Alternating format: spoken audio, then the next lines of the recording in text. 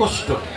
এই কষ্টকর সিয়াম পালন করছি একটি মাস, নিজের জীবনে যতদিন বা যত বছর সিয়াম পালন করছি সেটার যোগফল করলে দেখা যাবে সিয়াম তো আমার হায়াতে অনেকগুলো পালন করেছি, অনেক মাস পালন করেছি, যোগ অঙ্ক করলে নফল সহ অনেক সিয়াম পালন করেছি, কিন্তু আমার মধ্যে তাকওয়ার গুণ সৃষ্টি হয়নি কেন?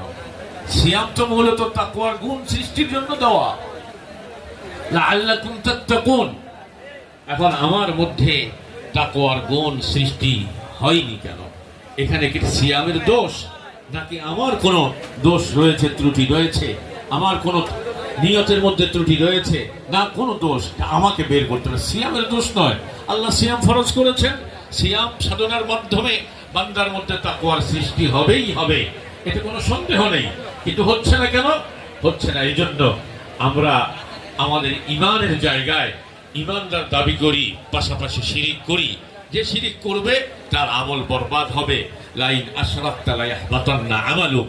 শিরিকের মধ্যে মুবতালা থাকার কারণে, শিরকে আকীদা পোষণ করার কারণে সালাত আমাদের কাজে দিচ্ছে না, সিয়াম আমাদের কাজে দিচ্ছে না।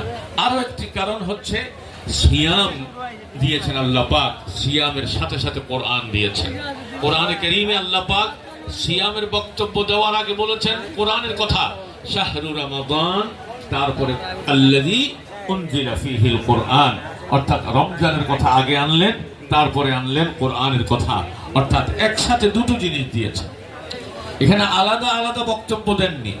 আল্লাহ পাক মাসের পরিচিতি দিতে গিয়ে কি বলেছেন? শাহরু রমাদান, রমজান মাসটি এমন মাস যেই মাসে অবতীর্ণ করা হয়েছে কোরআন। তাহলে বোঝা গেল আল্লাহ পাক রমজান দিয়েছেন, পাশাপাশি কোরআন দিয়েছেন। আর সেই কোরআনের সিফাত বৈশিষ্ট্য বলতে গিয়ে আল্লাহ পাক বলেছেন হুদাল লিন্নাস, বিশ্ব মানবতার জন্য হিদায়াতের আলোকবর্তিকা হচ্ছে কোরআন।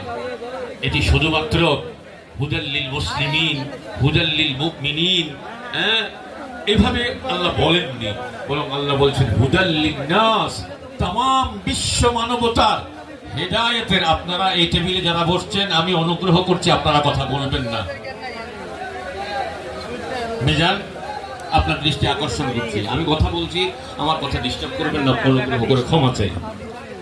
হুদাল লিন্নাস, বিশ্ব মানবতার হেদায়েতের জন্যই আল্লাহ কিতাব অবতীর্ণ করেছেন। আমরা বাস্তবে যদি পর্যালোচনা করি তো দেখতে পাবো রমজান মাস যখন আসে আমরা সিয়াম